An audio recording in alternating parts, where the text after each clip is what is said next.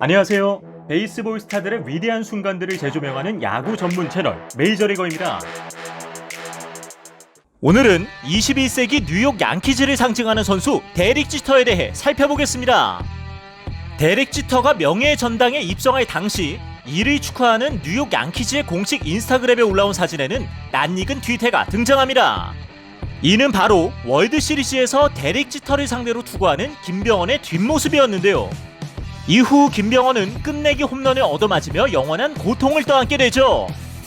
게다가 데릭 지터가 FA 시장에 나왔을 때도 지터 측은 개인 성적을 넘어 그동안의 기여도와 노력, 인기 등을 감안해 재계약 조건으로 최소 4년에 연봉 2,500만 달러 상당을 양키즈 구단에 요구했는데요.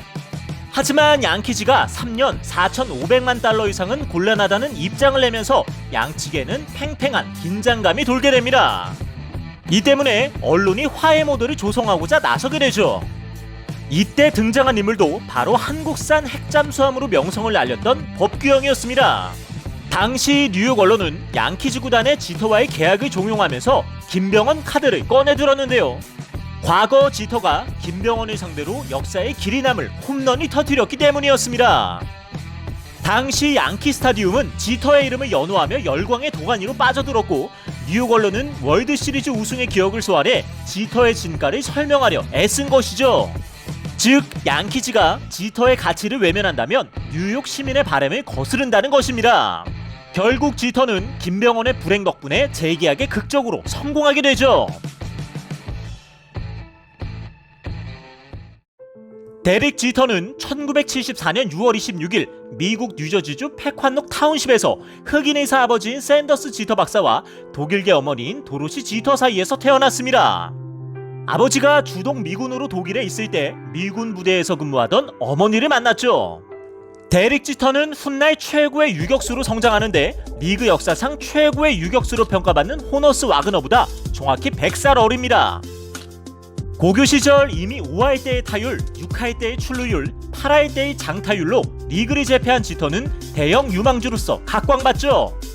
하지만 당시 1번 픽을 갖고 있던 휴스턴이 지터의 몸값을 감당할 수 없었기에 졸업 후 지터는 1992년 드래프트에서 1라운드 6순위로 뉴욕 양키즈에 지명됩니다.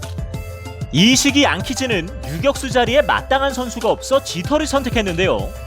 당시 명문으로 손꼽히던 양키즈에 입단한 지터는 4년간 마이너리그 생활을 하게 됩니다.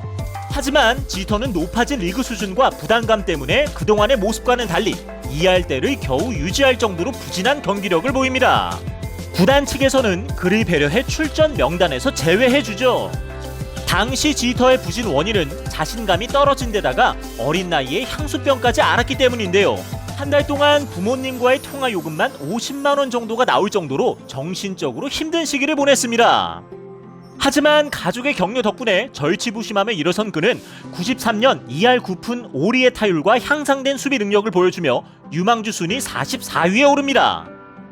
1994년 마이너리그에서 맹활약을 펼치며 올해의 마이너리그 선수상을 거머쥔 지터는 유망주 순위에서 4위까지 상승하는데요. 이후 지터는 1995년 5월 주전 유격수인 토니 페르난데스의 부상으로 메이저리그 무대를 밟게 됩니다. 데뷔 이듬해인 1996년 지터는 3할 타율 10홈런 104득점을 기록하며 양키즈의 유격수로서는 34년 만에 5번째 만장일치로 신인왕을 차지하죠. 정규 시즌에 이어 포스트 시즌에서도 맹활약을 펼친 지터는 월드시리즈 우승에 성공합니다. 이는 1980년대 양키즈의 암흑기를 끝내는 우승이었죠. 1998년에도 준수한 기록을 이어간 지터는 커리어 첫 올스타전에 출전하여 3할 타율 19홈런 30도루를 기록하며 MVP 3위에 오르는 활약을 펼칩니다. 비록 포스트 시즌에는 부진했지만 월드시리즈에선 화려하게 부활해 커리어 두 번째 우승을 거머쥐죠. 1999년 지터는 선구안까지 개선되어 타율 3할 4푼 9리, 출루율 4할 3푼 8리, 홈런 24개로 커리어 하이를 찍습니다. 전 시즌과 달리 포스트 시즌에도 엄청난 활약을 보이며 월드시리즈에서 우승하죠. 2000년에도 지터는 월드시리즈에서 4할 타율과 2홈런을 기록하며 데뷔 5년 만에 커리어 4번째 우승 반지 획득과 동시에 월드시리즈 MVP까지 차지합니다. 2001년에는 커리어 최초로 20-20 클럽에 가입했고 아메리칸 리그 디비전 시리즈에서는 홈으로 쇄도하는 오클랜드의 지안비를 아웃시키며 메이저리그 역사적 장면으로 손꼽히는 더 플립을 연출하죠. 공이 날아올 곳을 미리 예측하고 유격수가 있을 수 없는 자리로 먼저 뛰어가 공을 잡아낸 후 홈으로 송구해 주자를 아웃시킨 희대의 명장면이었죠. 2003년 10홈런에 3할대의 타율을 기록하며 양키즈의 주장으로 선임된 지터는 이듬해 다시 한번 20-20 클럽에 들며 커리어 처음으로 골든글러브를 획득합니다. 30을 넘긴 후에도 더욱 견고한 플레이를 펼치면서 팀의 레전드 반열에 등극하죠. 2005년에도 159경기 202안타 19홈런 70타점 14도루로 준수한 활약을 펼쳤지만 디비전 시리즈에서는 1승 3패로 아쉽게 탈락합니다. 2006 시즌 시작 전 월드 베이스볼 클래식의 미국 대표로 선발된 지터는 시종일관 맹활약을 펼치며 베스트 팀에도 선정되었으나 팀의 부진으로 한국에게도 3대7로 패하며 모든 이의 예상을 뒤엎고 2라운드에서 탈락하고 말죠. 당시 김민재 선수가 지터에게 I like your play라고 말했는데 지터 또한 me too라고 답하면서 핑크빛 무드가 연출되기로 했습니다. 2006 시즌에는 154경기 214안타 14홈런 97타점 34도루 3할 4푼 3리의 타율을 기록하며 엄청난 활약을 펼쳤지만 월드 베이스볼 클래식으로 인한 부상과 피로감을 느낀 동료들로 인해 디비전 시리즈에서 광탈하고 말죠. 이듬해에도 팀의 주장으로서 좋은 타점 생산 능력을 보이며 올스타에 선정되는데요. 이에 질세라 알렉스 로드리게스 또한 지터를 능가할 정도의 퍼포먼스를 연출했지만 당시 지터의 나이가 33살이라는 것을 감안하면 엄청난 실력이었죠. 게다가 로드리게스는 훗날 스테로이드에 의존했다는 것이 밝혀지므로 지터와 견주는 것은 결례입니다. 2008년 6월 27일 지터는 통산 400번째 병살타를 기록했고 7월 12일에는 커리어 200호 홈런을 쏘아올립니다. 게다가 통산 9번째 올스타에 선정되죠. 나아가 9월 14일에는 양키 스타디움에서의 1269번째 안타를 터뜨립니다. 하지만 조 지라리 부임 첫 시즌 상대적으로 부진을 겪으면서 커리어 처음으로 포스트 진출에 실패하죠. 2009 시즌에도 미국 야구 국가대표팀 주장으로 월드 베이스볼 클래식에 참가해 4강 진출에 성공하지만 일본에 막혀 결승 진출이 좌절됩니다. 새로운 양키 스타디움에서 1번 타자로 자리를 옮긴 지터는 8월 16일 시애틀을 상대로 선발 출전해 통산 2675안타를 기록하며 루이스 아파리시오의 기록을 경신하죠. 9월 11일 볼티모어전에서는 통산 2722안타를 기록하며 루게릭의 기록마저 경신하며 양키즈에서의 최다 안타를 기록한 선수에 등극합니다. 해당 시즌 지터는 153경기 634타수 107득점 212안타 18홈런 66타점 22도루를 기록했고 수비에서도 9할 8푼 3리의 필딩률로 커리어 하이 기록을 세우죠. 포스트 시즌에도 홈런 3개를 포함해 15경기 64타수 22안타 6타점 3할 4푼 4리의 타율을 기록하며 통산 5번째 월드시리즈 우승을 달성합니다. 덕분에 스포츠 일러스트레이티드로부터 올해의 스포츠 선수로 임명되었고 로베르토 클레멘트상, 행크 에런상, 통산 4번째 골든글러브까지 수상합니다. 또한 아메리칸 리그 MVP 투표에서 동료 테세이라에 이어 3위에 랭크되죠. 2010 시즌 8월 8일 보스턴과의 경기에서는 2안타를 추가하며 통산 2875안타를 달성해 프랜차이즈의 레전드인 베이비 루스의 통산 2873안타를 넘어섭니다. 하지만 당해 UZR, DRS가 낮음에도 골든글러브 수상자로 선정되며 논란을 빚기도 하죠. 게다가 이 시기부터 타율이 2할 7푼대로 떨어지며 노쇠했다는 평을 받습니다. 이후 3년 5,100만 달러의 양키즈와 재계약을 한 지터는 5월 9일 텍사스전에서만 6타수 4안타 2홈런을 기록하며 전성기 시절의 모습을 보여주죠. 5월 28일 시애틀과의 경기에서는 통산 327번째 도루를 기록하며 리키 앤더슨의 기록을 경신합니다. 7월 9일 템파베이와의 홈경기에서는 상대 에이스 데이비 프라이스를 상대로 2999안타를 때려내더니 전관 중에 기립박수를 받으며 들어선 다음 타석에서는 풀카운트 접전 끝에 솔로 홈런으로 3000안타를 달성합니다. 참고로 프라이스는 2007년 드래프트 전체 1순위로 지명된 특급 유망주였죠. 그리고 타이콥, 행크 에런, 로빈 욘트에 이어 역대 4번째로 어린 나이에 달성한 기록이었습니다. 당시 관중들은 월드시리즈 우승이라도 한 듯 지터에게 기립박수를 보냈죠. 7월 14일 호르헤 포사다와 함께 1660번째 경기를 소화하며 루게릭, 토니 라제리 듀오의 1659경기 기록을 넘어섭니다. 8월 29일 볼티모어전에서는 양키즈 소속으로 2402경기를 소화하며 미키 맨틀의 양키즈 소속 최다 출전 기록까지 경신하죠. 2012 시즌 6월 8일 화이트삭스전에서는 7회 중전 안타로 개인 통산 3184번째 안타를 기록하며 통산 안타 순위에서 칼리켄 주니어와 동률을 이룹니다.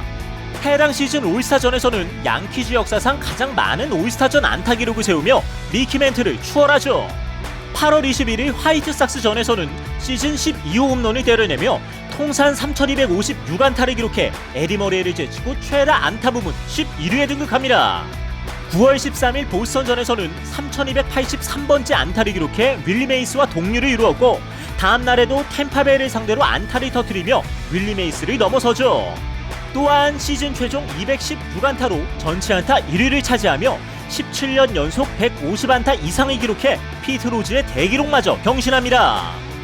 이후 디트로이트와의 아메리칸 리그 챔피언십 시리즈 1차전에서 포스트 시즌 159경기 만에 통산 200안타를 달성하며 메이저리그 최고의 기록을 세우죠.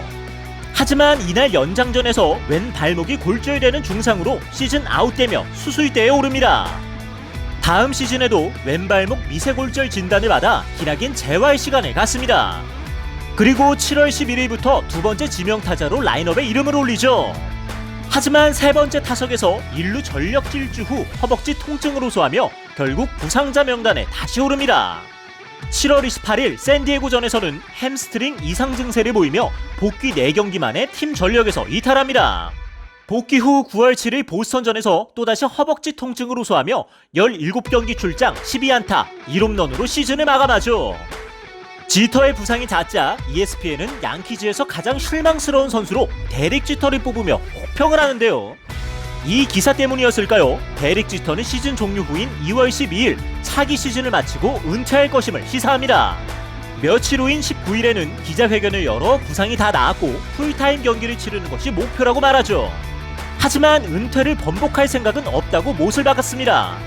한 기자가 지터에게 왜 평안한 표정인지 묻자 그는 이렇게 답해 팬들에게 큰 웃음을 선사했죠. 그럼 여기서 울어야 하나요? 2014 시즌 5월 25일 화이트삭스전에서 지터는 4안타를 기록하며 팀의 7대1 대승을 이끌죠. 7월 6일에는 커리어 14번째 올스타로 선정됩니다. 이어진 11경기에서는 커리어 통산 1000번째 멀티히트 경기를 펼쳤습니다. 7월 17일에는 메이저리그 역대 10번째로 통산 1900득점을 기록합니다. 7월 22일 텍사스전에서는 9회말 타석에서 초구를 잡아당겨 좌측 담장 쪽으로 굴러가는 2루타를 만들어내는데요. 이로써 지터는 양키즈 역대 최다 2루타 기록을 세웁니다. 7월 28일 텍사스전에서는 다르비쉬유를 상대로 연속 3안타를 터뜨리며 통산 3420번째 안타를 달성해 카일 야스트렘스키를 밀어내고 통산 안타 순위 7위에 오르죠. 8월 8일 클리블랜드전에서도 안타를 기록하며 통산 3430안타를 달성해 호너스 와그너와 통산 안타 부문 공동 6위에 올라섭니다. 그리고 9월 3일 양키즈 역사상 18번째로 영구 결번이 확정되죠.